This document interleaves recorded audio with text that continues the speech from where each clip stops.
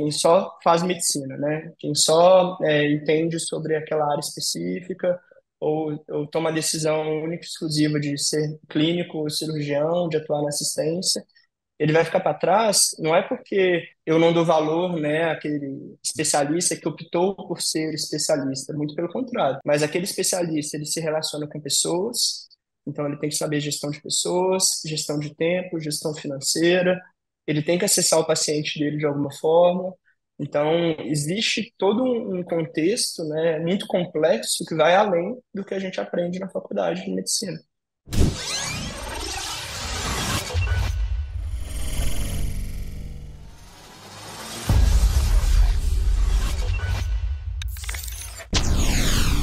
Fala, doutores! Eu sou Ricardo Valente, oftalmologista aqui do Rio de Janeiro, idealizador do canal Fala Doutores. Canal esse você já vem conhecendo, vem tentando humanizar a saúde, trazendo aí ícones, celebridades do mundo da saúde, principalmente médicos, sempre tentando trazer as cabeçadas desses ícones, apesar de ser difícil. Muitas vezes os caras só acertam, só trazem conquistas e eles ficam puxando suas medalhas para apresentar e se levantarem dentro de todo esse nosso caótico mercado de saúde.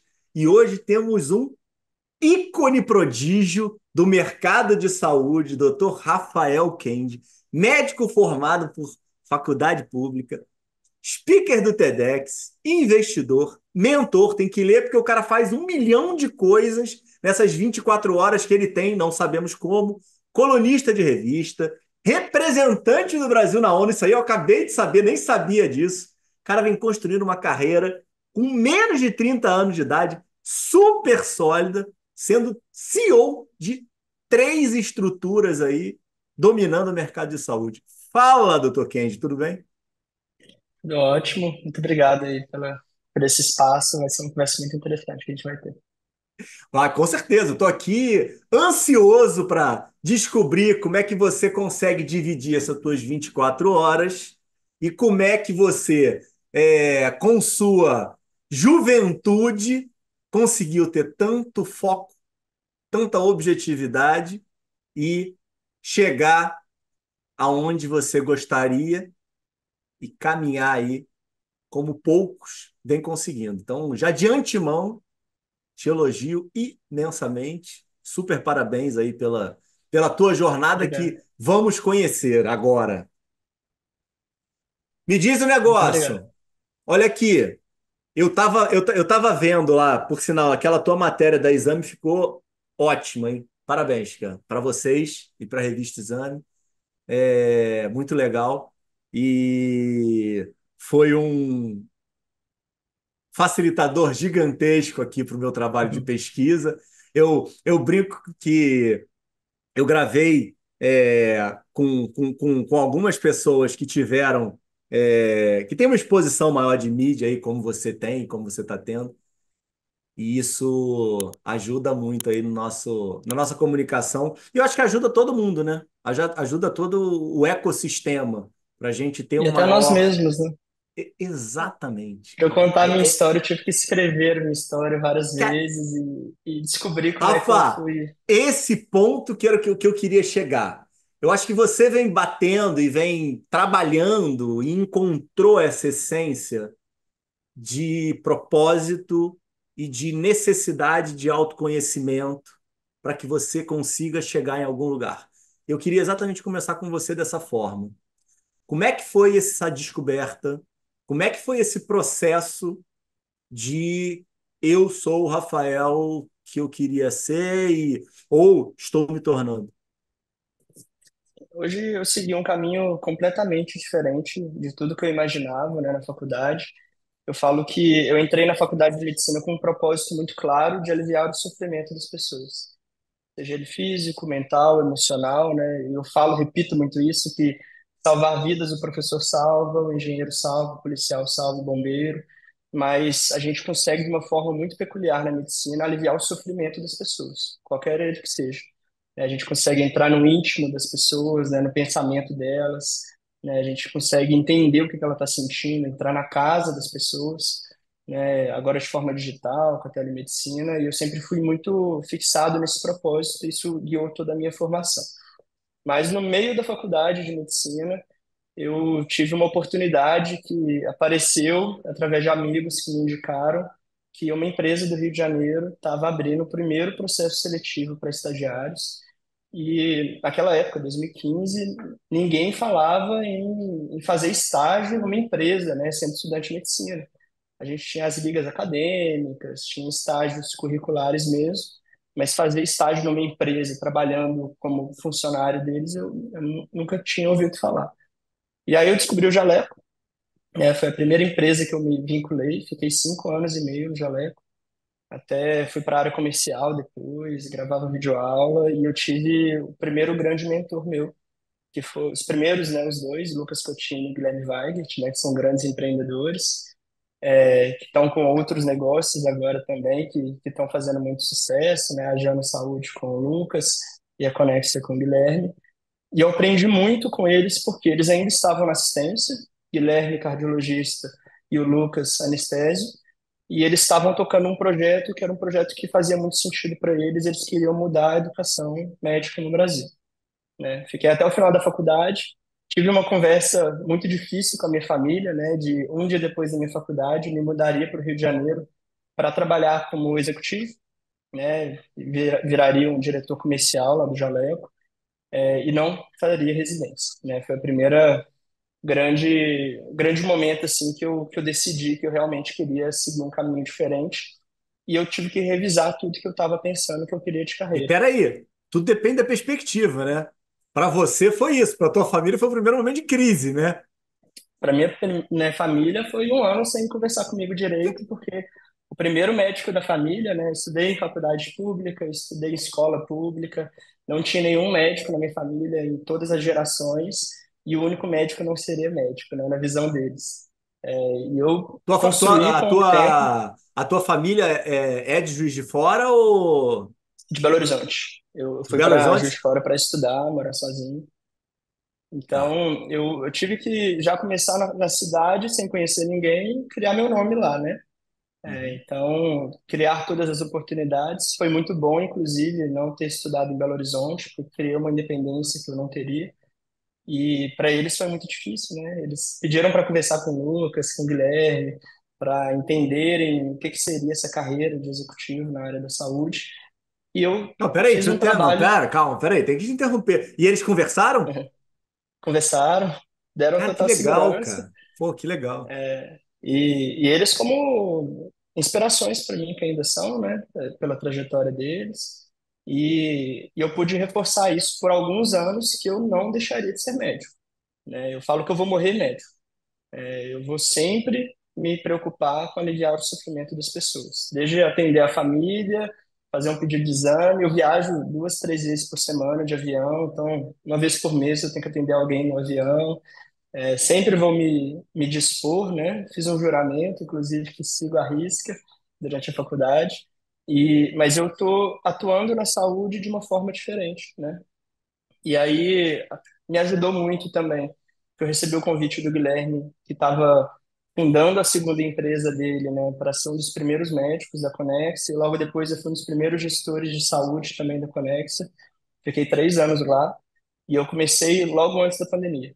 5 meses antes da pandemia começar, né, efetivamente, e eu pude pegar todo um processo muito delicado durante a história da saúde, que foi a sobrecarga dos sistemas de saúde. Eu tive que exercer o meu conhecimento médico e também o conhecimento de gestão, que de forma gradual eu fui adquirindo desde o quinto período da faculdade, quando eles me deram aquela oportunidade de atuar num setor diferente, e Uhum. confiaram em mim, me ensinaram muito, até depois a parte de gestão mesmo. E uma grande virada de chave, né, que eu tive para tomar essa decisão, eu estava muito direcionado a ser cirurgião torácico.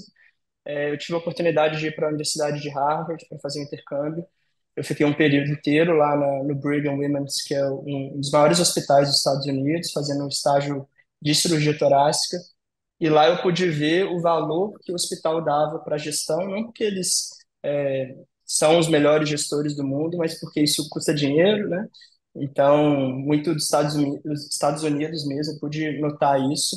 E eu tinha aulas toda terça e quarta de manhã sobre gestão hospitalar. Eu vi um tratamento diferenciado que o corpo de enfermagem tinha os PAs, né, que é uma profissão que não tem no Brasil, né, o Physician Assistant, como que a saúde mental ela era guiada por psicólogos e não apenas por psiquiatras, né, que os psicólogos também davam a opinião final para criar um plano de cuidado para o paciente.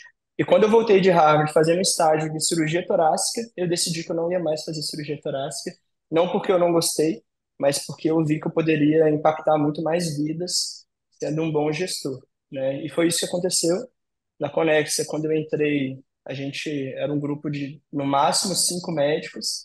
Quando eu Uhum. saí, tinham mais de 300 médicos que passaram por um processo que eu fiz parte de recrutamento, de qualidade, de operações, de protocolos, né? E mais de 40 milhões de atendimentos foram feitos, né? E eu sempre falo isso. Quando que eu, como médico cirurgião torácico, faria 40 milhões de cirurgias? Nunca, né? Então, eu pude ver que eu impactaria muito mais seguindo a área da gestão. E comecei a aprender um pouco mais. Esse ponto eu acho muito relevante, até concordo totalmente com você, mas ao mesmo tempo, a gente gerar a abordagem para o colega cirurgião torácico, que a escolha dele não tem problema nenhum, né? Isso é um ponto de vista Precisamos. teu, né? Você Isso. quis impactar mais pessoas e conseguiu impactar mais pessoas. Mas é que quando a gente fala, eu sei que eu já tomei muita pedrada, né? Eu acredito totalmente no que você está falando. Só que se a pessoa não quer impactar tantas pessoas, justo, né? Não, e É o que a eu gente como conversou. gestor, É preciso propósito, né? deles também, né? É, Exato, exatamente. exato, exato. Eu, como gestor, por exemplo, de uma clínica de oftalmologia, eu preciso dos oftalmologistas atendendo os Exatamente. pacientes, né? Cada um fazendo o seu papel. E eu sou uma pessoa muito criativa, né? Então, igual, a gente estava conversando, minha cabeça já está explodindo de ideias, de sinergias, de parcerias, de várias outras formas, porque eu fui, eu fui moldando a minha característica de quem é o Rafael Kendi, assim, com muita criatividade. Eu gosto de resolver problemas. Eu estava telefonando com um amigo meu, gestor de Juiz de Fora, hoje de manhã, e ele tá cheio de problema lá no hospital para resolver. Ele se formou tem um ano. E ele virou para mim e falou assim: Rafael, por que que eu resolvi resolver problemas ao invés de fazer residência? Ele também não fez residência. E eu falei com ele, porque a gestão precisa de você, né? Precisa de pessoas que vão criar ideias inovadoras, criar resoluções desses problemas que a gente não aprende na faculdade, né? A gente ainda não aprende gestão na faculdade, a gente não aprende que existem outras formas de sermos médicos, né? Igual eu falei, eu vou morrer médico, eu aprendi isso, eu amo a medicina, é realmente a profissão que eu deveria ter feito mesmo, eu faria isso tudo de novo. Tem gente que acaba mudando de setor, né, e fala, se eu soubesse disso antes, eu não teria feito medicina. Eu, muito pelo contrário, eu teria feito a medicina toda de novo, exatamente do mesmo jeito, porque a medicina precisa de mim com essas características, né? A saúde precisa de mim com essas características que eu tenho. Então, a gente não é moldado na faculdade a entender que você pode ser um pesquisador da indústria farmacêutica e para as vacinas e os medicamentos serem criados, precisamos de médicos nesse setor. Uhum. A gente precisa trabalhar na área de docência, né? Nós só somos médicos porque nós temos professores médicos também que nos ensinam, né, a arte da medicina. Setor de até mesmo o Exército, Forças Armadas, precisamos de médicos também nesses setores. Empreendedorismo, liderança, gestão, né? Então, existem N áreas que a gente pode atuar, né? E áreas que estão surgindo, inclusive.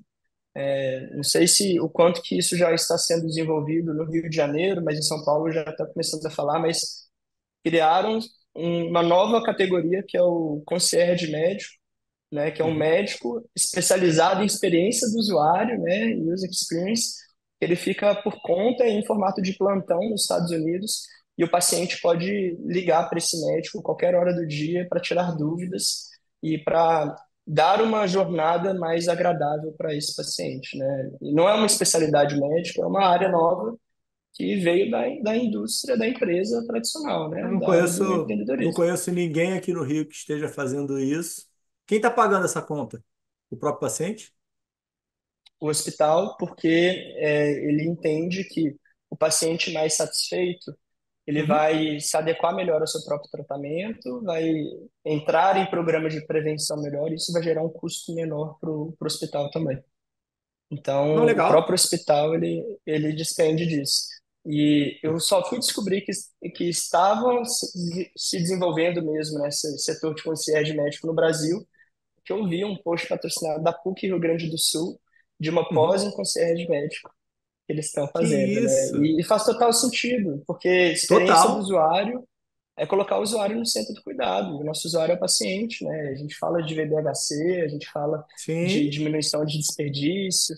Então, o paciente que ele é bem acolhido, ele é bem atendido, ele vai entender melhor do seu processo de saúde e doença, ele vai se prevenir mais, ele vai gastar menos, né, de forma consciente, e vai indicar para outras pessoas. Então, isso deveria ser não só a preocupação das empresas, mas das instituições de saúde e os hospitais, né? Até na instituição privada, né? A própria empresa de telemedicina que faz o atendimento. O paciente está esperando ali na sala de espera, a gente sabe que o paciente fica 2 horas na sala de espera do hospital, mas ele não pode ficar 2 minutos olhando para ele mesmo na tela. Por que não Uhum. colocar um vídeo instrutivo mesmo de um dermatologista falando sobre cuidados da pele nesses 2 minutos? Esse paciente ele vai fazer a consulta dele e depois vai agendar uma consulta com aquele dermatologista. E Ô, vai Guilherme, sair quem tá arrumando com. confusão pra você é ele, tá vendo? Teu amigo, quem que tá te arrumando, ó, tá te botando propostas aí, trabalhos novos pra você executar, entendeu? Eu não falei nada, hein? Depois você escuta isso daqui, você se resolve com o Rafael, hein? Inclusive isso era algo que eu falava, eu falo muito isso, né, para as empresas que eu presto consultoria, que eu tenho relacionamento, porque a gente precisa olhar toda a jornada do usuário, né, e por que não ele aprender no tempo de espera, no tempo ocioso, ele interagir com os sistemas de saúde, né, hoje com inteligência artificial, dá para colocar um quiz ali na sala de espera para o paciente identificar o quão saudável ele está e ele pode ser, né? Então, o tempo de espera ele deixa de ser só uma espera, ele passa a ser um aprendizado, e aquilo vai passar em segundos. É por isso que tem televisão dentro de elevador, né? Televisão Uhum. espelho, para a percepção de tempo mudar ali e ser menos constrangedor ficar olhando para a cara da outra pessoa que você não conhece dentro de um Rafa, elevador, né? Uma eu caixa acho que faz fechada. todo sentido o que você está colocando. E eu estava te falando, né, que eu tenho uma prática muito voltada em qualidade, tentar fazer atendimento diferenciado para o plano de saúde. E uma coisa que hoje eu venho tentando fazer muito, e eu acho que a gente precisa, e aí de alguma forma você está executando, que é a questão de transparência e de educação e empoderamento do paciente. Por que que eu digo isso? E por que que eu te perguntei quem estava pagando? Para você gerar qualidade, para você gerar diferenciação, você, na maioria das vezes, acaba gerando algum custo. Obviamente que com o tempo você pode até gerar otimização e pode até gerar economia, que inicialmente não faz sentido. Mas, sem evoluir muito nessa conversa, para a gente não ficar aqui, eu acho que a gente precisa apresentar para a população se a população está disposta a pagar por isso inicialmente.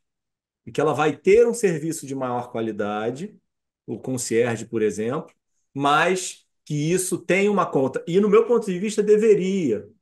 E não ser uma conta repassada para um terceiro, em que a escolha fica muito fácil. Óbvio que eu quero tudo, se eu não estou Uhum. pagando, né? Então, muitas vezes, você decide por ter uma roupa melhor, por ter uma alimentação melhor, por ter um ambiente mais agradável, mas muitas vezes mais caro, porque você quer o conforto. Mas às vezes você não está disposto a acordar 1 hora, 2 horas mais cedo para trabalhar mais, para pagar por aquele conforto. E na saúde, eu acho que a gente falta muito isso. Quanto custa as Mas eu acho que coisas? também a gente tem uma cultura que ela é uma cultura que ela já está enraizada há muito tempo e a gente vai ter dificuldade de mudar a cabeça do paciente, né? A ANAP ela fez algumas pesquisas, né? E uma delas que eu li é que mais de 84% da população entrevistada classificava a sua saúde como ruim ou média, Uhum, né? Mais de 84%. Mas também, se forem olhar todos os gastos que a pessoa tem por mês, como alimentação, moradia, segurança, transporte, o gasto em saúde é o gasto que as pessoas menos gostam de ter, dentre os mais de 10 que eles identificaram lá. Por que isso? As pessoas não têm a noção hoje de que, não têm a percepção de que se ela pagar mais, ela vai ter uma qualidade de vida melhor e os outros pontos vão melhorar também, né? Então, Muito bom se eu for isso. oferecer um serviço, por exemplo, do concierge, falar assim, ó, você vai ter um médico 24 horas por dia, 7 dias na semana, e ele vai ser realmente um tutor ali para cuidar do seu acompanhamento, ele vai perguntar como que você está, se você tomou o remédio, ele vai tirar as suas dúvidas, mas isso vai custar para você 3,50 a mais por mês, Ok? né, no seu tratamento, numa assinatura que você tem num plano ali de benefício de saúde. A maioria das pessoas não vão querer pagar Uhum. porque ela já tem uma percepção que ela tem uma saúde ruim e ela paga caro, né? Existem estratégias, né? Recentemente, essa semana, para ser mais exato, né?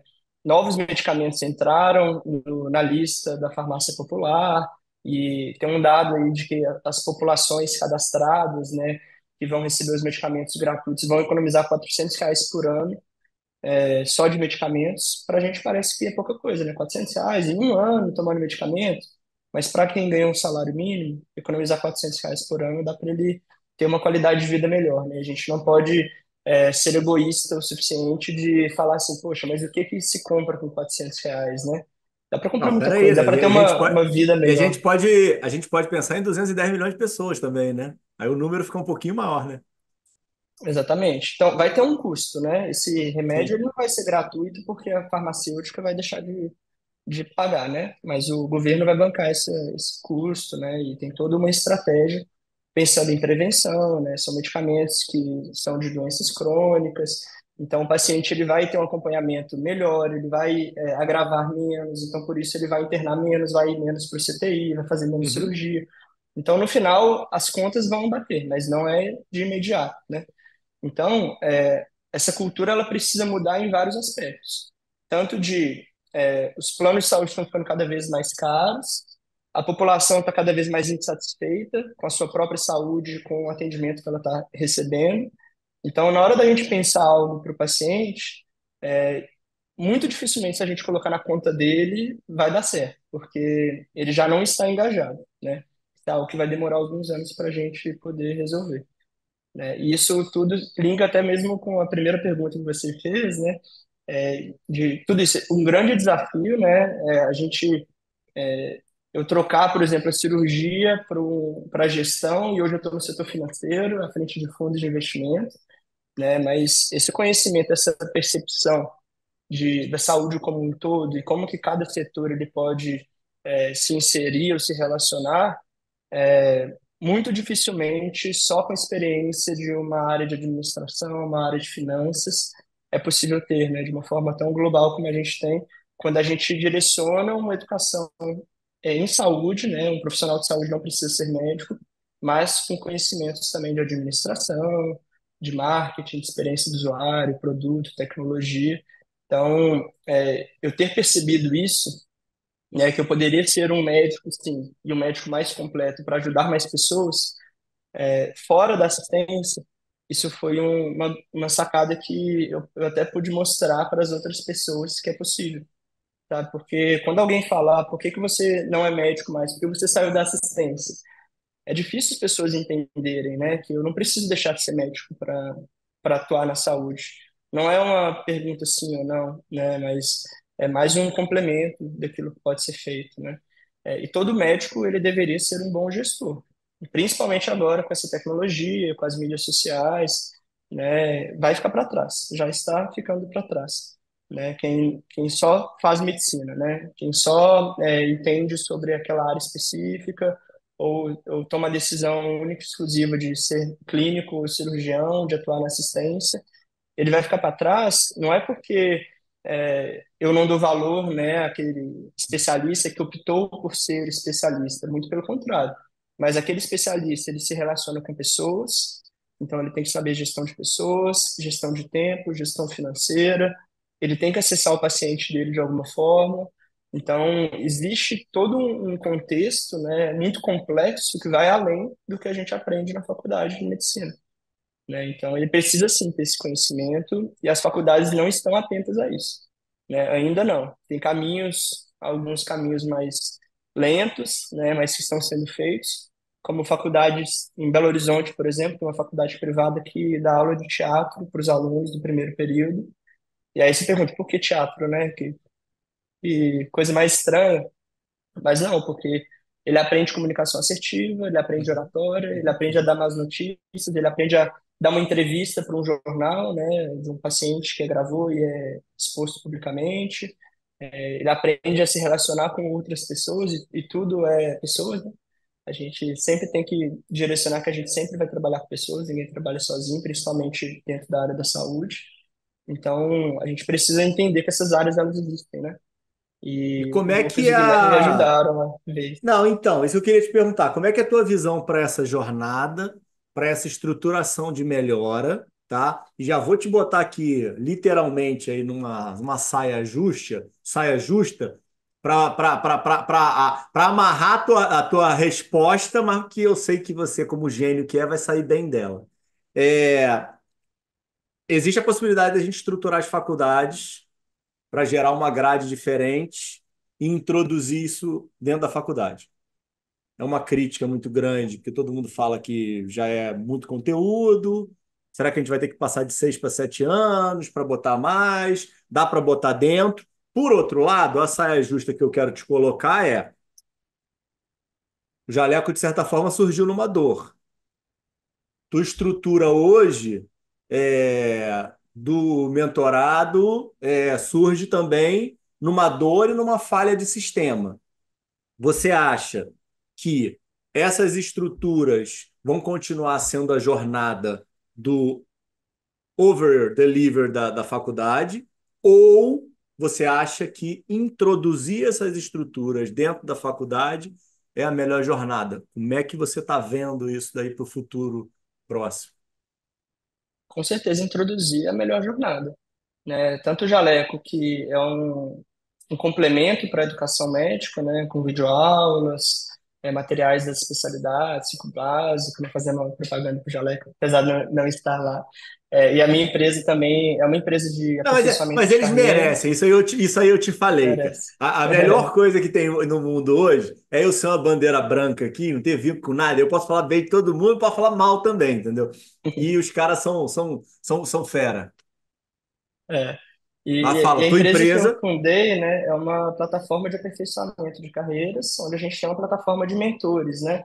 Então, a gente dá muito mentoria de legal. tudo, de carreira, Sacada currículo, fenomenal, cara. intercâmbio, mas ainda vai ser necessário porque você estudar ciclo clínico básico, as especialidades, mesmo introduzindo marketing, gestão, currículo, gestão de tempo, você ainda vai precisar ter uma visão de mundo que você vai aprender com bons mentores, igual Uhum. eu aprendi com o Lucas, Guilherme, Garcês, né, o Rodrigo, que me ensinaram muito.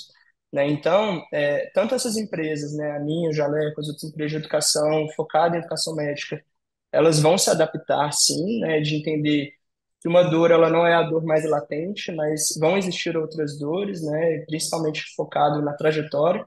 E isso que você faz é muito legal. Eu sempre falo que eu aprendo muito mais tomando um café com alguém que me Uhum. inspira, né, porque eu aprendo Muito com os mais. erros, os acertos e a trajetória, do que fazendo um curso. Né? Eu já larguei o MBA já, porque eu não estava dando conta de matéria, era matéria, matéria, matéria, e tinha dever de casa para fazer, TCC, mas será que eu pegar esse tempo que eu estava despendendo ali e eu marcar várias reuniões de 1 hora com outros médicos que seguiram uma trajetória que eu me inspiro, será que eu não vou aprender tanto quanto? Sim. Né? Hoje eu sou professor de MBA de Gestão em Saúde também, né? Então eu incentivo, inclusive, mas eu tento mudar a forma com que o MBA porque as Legal. Lógico, lógico, pessoas, lógico, lógico. até as gerações, é tudo muito volátil, né? Ninguém fica olhando mais videoaula com slide, passando um monte de texto mais, né? A gente faz uma discussão baseada em casos reais, né? Vamos entender o que está acontecendo, né? Dia 7 de julho agora fez 2 anos que o 5G foi lançado no Brasil. Qual que é o contexto disso Uhum. na nossa especialidade, na nossa carreira, nossa trajetória, né? É melhor do que ficar falando sobre o que é gestão. Você fez MBA, especialização em gestão também, né? Não, total. Estava Concordo comentando. contigo. Então, as faculdades, o ensino, ele precisa se adaptar, com certeza. Esse, E por esse que as debate, faculdades? Kendi, esse debate é muito, muito bom, cara. Você está falando do teu de eu ter feito, cara. Eu fiz e eu tenho certeza hoje, olhando para trás, é autoconhecimento. Era totalmente busca de validação, cara, Uhum. sabe? E É, eu tem ainda uma fiz chancela de uma faculdade com um nome Não, e eu ainda bom, nome tive um erro legal. muito grande, porque eu fiz toda a minha estrutura acadêmica sem botar ela em prática como você, no skin the game. E aí acaba que não vira tão útil. Obviamente que eu tenho conhecimento, mas é completamente diferente você estar utilizando, né? Uhum, com certeza. E até trazendo um pouco da pergunta que você fez, né? Por que que as faculdades, a gente não precisa falar em aumentar para 7 anos um curso de medicina para introduzir discussões de casos de empresas reais, de colocar tecnologia, de colocar habilidades, soft skills, né? Habilidades mais práticas que precisam ser desenvolvidas com a prática, e não ensinadas num livro, numa aula. Por que que a gente consegue fazer isso mantendo 6 anos de faculdade? A faculdade de medicina é para formar médicos clínicos generalistas, ponto. Não é para formar especialistas. Especialista tem o padrão ouro, que é a residência médica, tem a pós-graduação também, que está em crescente, inclusive, mas as faculdades elas dão tanto valor às próprias provas de residência, elas fazem esse desfavor de cobrar coisas de ultra especialista para um médico que deveria ser clínico generalista.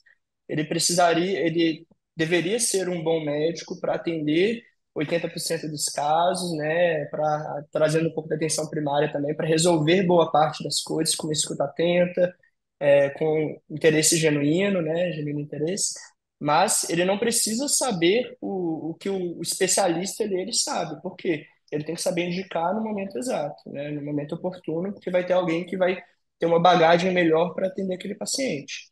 Então, as faculdades hoje elas estão tão direcionadas a ensinar rodapé de livro para os alunos, porque cai na prova de residência, ou os cursos também, ensinar coisa ultra detalhada, que Uhum. os próprios médicos estão se formando com essa visão deturpada do que é realmente ser um médico clínico generalista, né? Eu levei toda a minha formação a partir disso, né?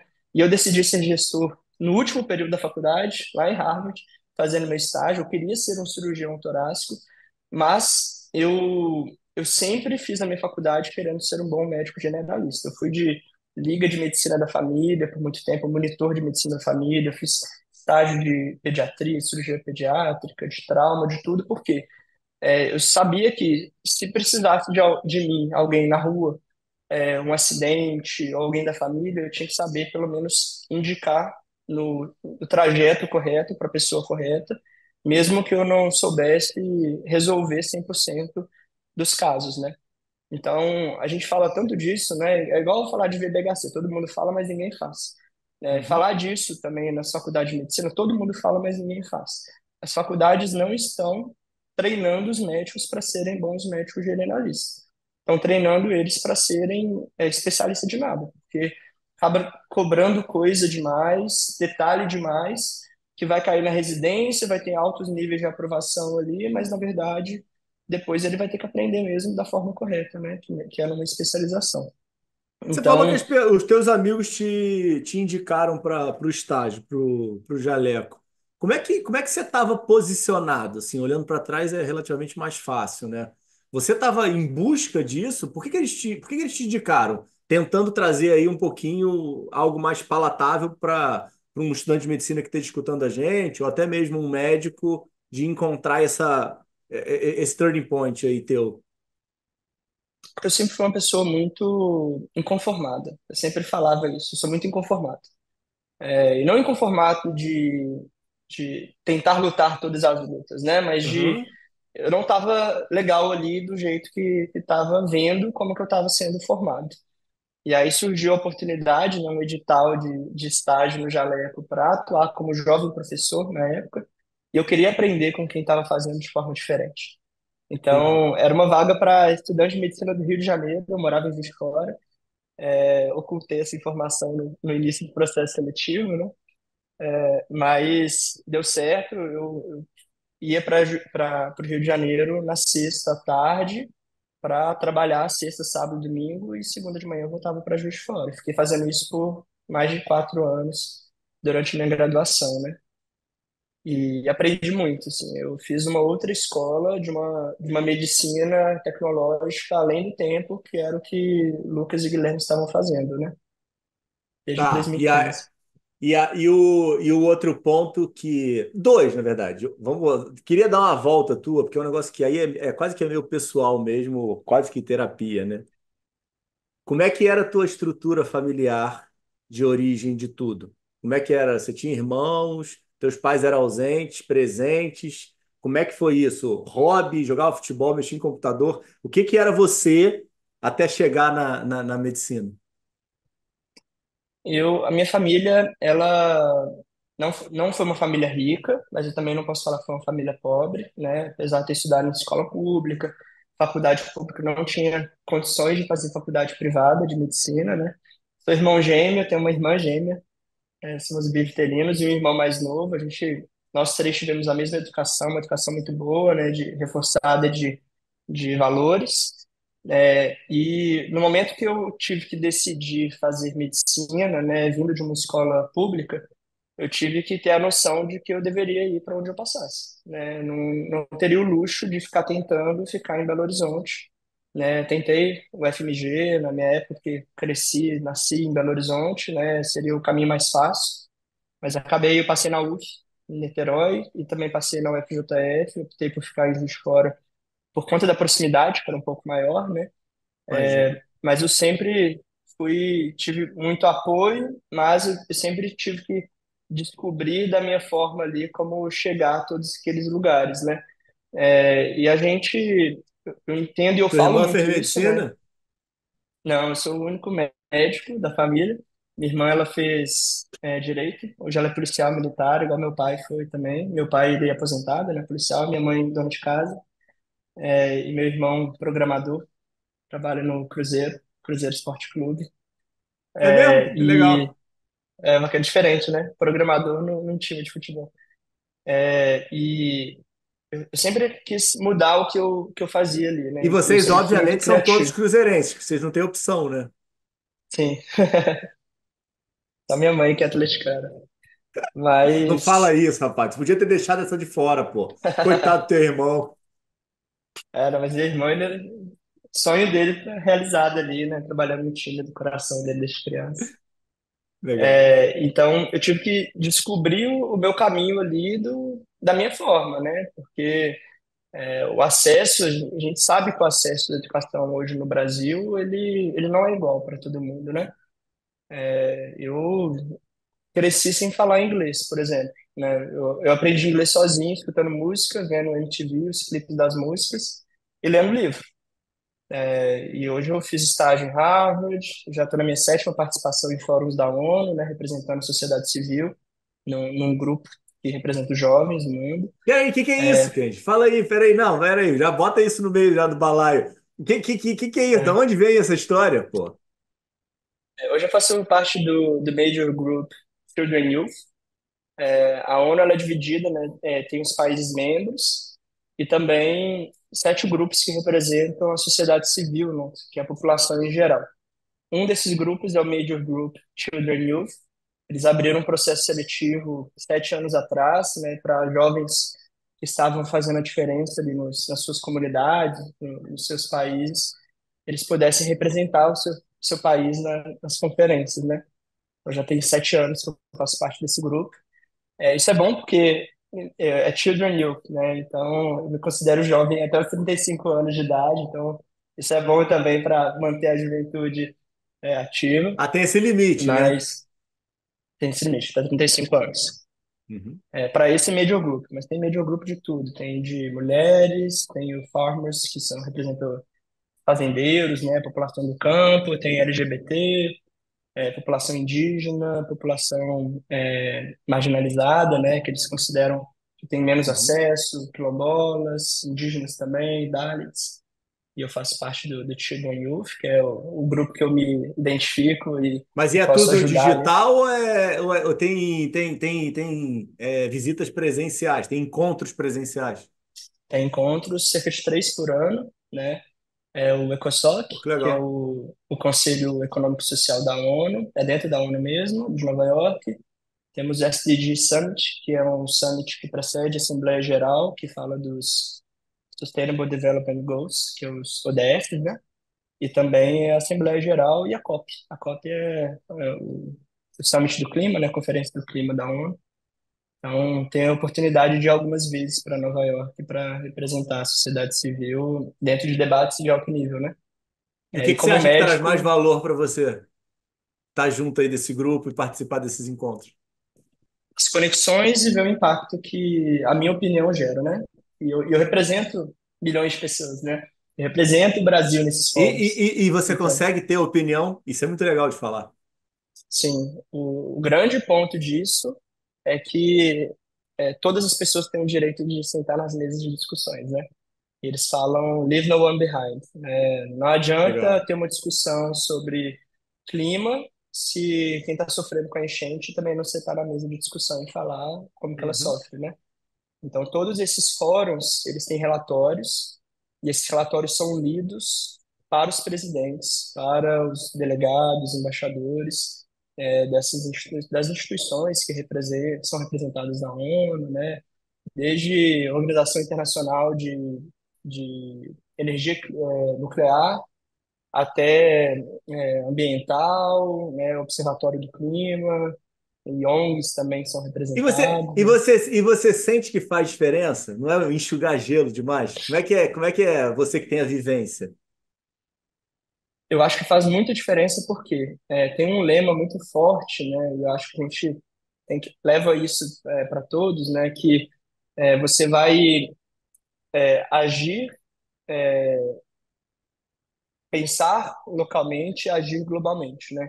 Então, às vezes você está pensando alguma coisa de que vai ter um impacto aqui, micro, mas outra pessoa vai estar fazendo impacto micro, outro, e no final a gente vai estar impactando atitudes, impactando globalmente.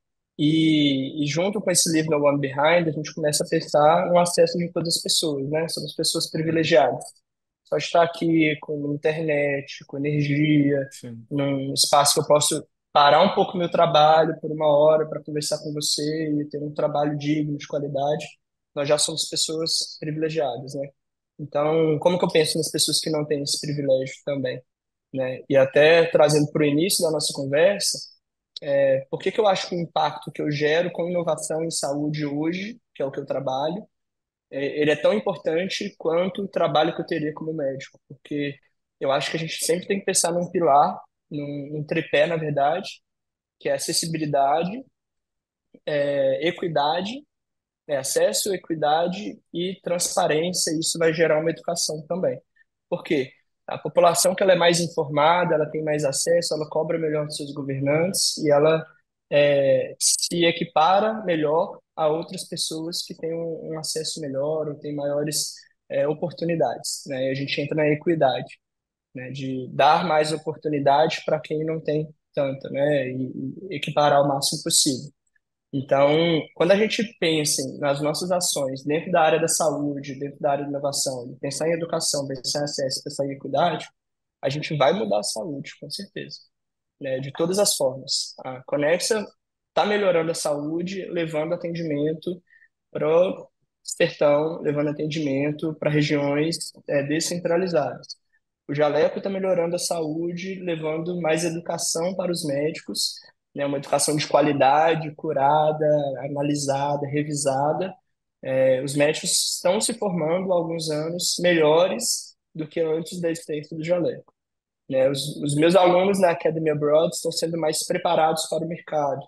E com isso eles tomam melhores decisões. Eles chegam a lugares onde eles não imaginariam chegar, né? A gente aprova aluno para Harvard, Stanford, Oxford. Os alunos nossos vão para qualquer lugar do mundo, desde NASA, a ONU, até mesmo alguma faculdade que ele deseja. Então, a gente está melhorando a saúde, né? E aí isso a gente linka com o impacto.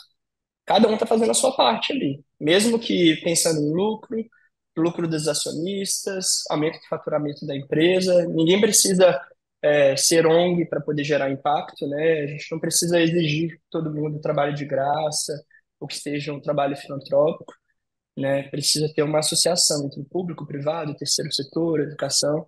E aí com isso a gente muda a mentalidade, muda a cultura, muda a economia e muda a forma que a gente está fazendo a saúde, né? Então quer dizer que você não tem nenhum conflito de interesse aí com todo esse teu lado humano que você está adquirindo e utilizando com a outra pegada financeira que você acabou tendo a oportunidade de entrar. Você conseguiu equilibrar isso e está levando melhoria para todo o ecossistema. Com certeza. Igual eu comentei, a gente não pode exigir de todo mundo que Legal, tenha uma instituição filantrópica, que seja uma ONG. A gente pode gerar impacto gerando lucro também, né? A gente vive num mundo capitalista, né? legal, legal, Então, legal. se cada um fizesse a sua parte, o mundo seria muito mais acessível, né? Mais igualitário. Planejamento estratégico para os próximos 5 anos, para a gente finalizar. Me fala, o que que você está imaginando aí nesse teu dia de 72 horas?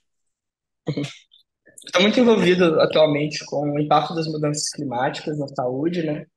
Tô até com algumas possibilidades dentro de Harvard e do MIT para poder trazer mais essa discussão para o Brasil com algumas instituições de saúde. É algo embrionário ainda, então, em breve organizaremos mais, divulgaremos. Mas eu tenho um propósito muito grande de gerar conexões, né? Eu falo muito isso. Não sei se você já ouviu falar do termo Ikigai. Ikigai é um termo japonês, né, que resume o propósito, que fala que quando você faz o que você ama, o que você faz de melhor, o que o mundo precisa e que você consegue ganhar dinheiro com isso, você achou o seu propósito. Descobri que o meu propósito é conexões, né? Porque eu tenho uma empresa, a Academy Abroad, que gera conexões.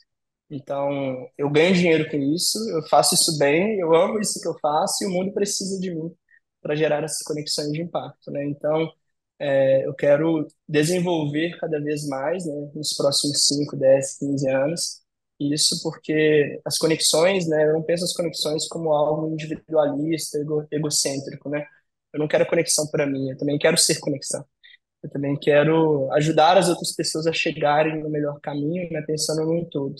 Que eu descobri que quando a gente está próximo de alguém que acredita no mesmo que a gente vai mais longe, né? Então, tem aquela frase: se você quer ir mais rápido, vai sozinho.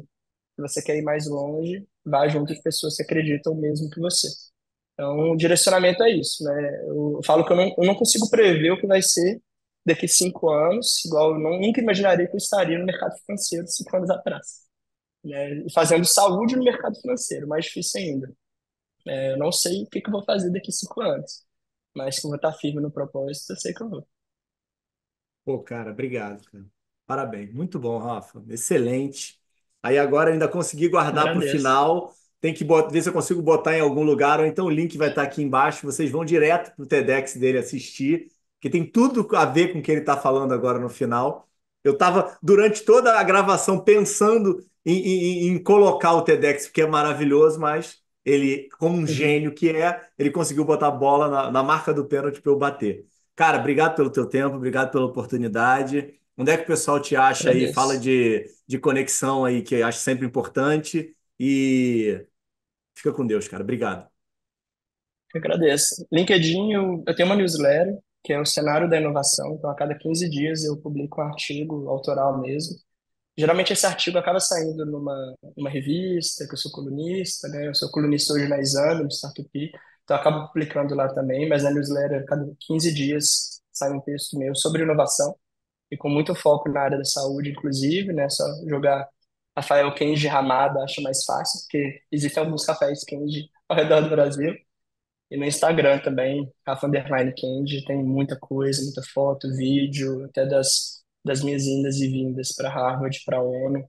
Acaba que eu consigo mostrar um pouquinho para as pessoas que existe um mundo além do muro da medicina, né?